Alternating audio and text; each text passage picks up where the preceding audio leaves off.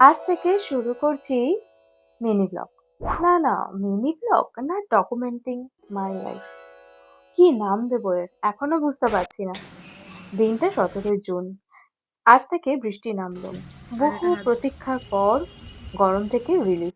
আমিও কবে থেকে প্রিপারেশন নিচ্ছি ভিডিও বানাবো, কিন্তু দু একবার অন্যান্য পেজও খুলেছিলাম, সেখানে কিছু ভিডিও দিয়েছিলাম।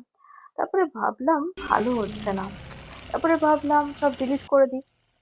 জানেন, কি দেব ব্লগে আমি সেটাই বুঝতে পারি না, কারণ আমার লাইফে তো তেমন দেখানোর মতো কিছুই নেই।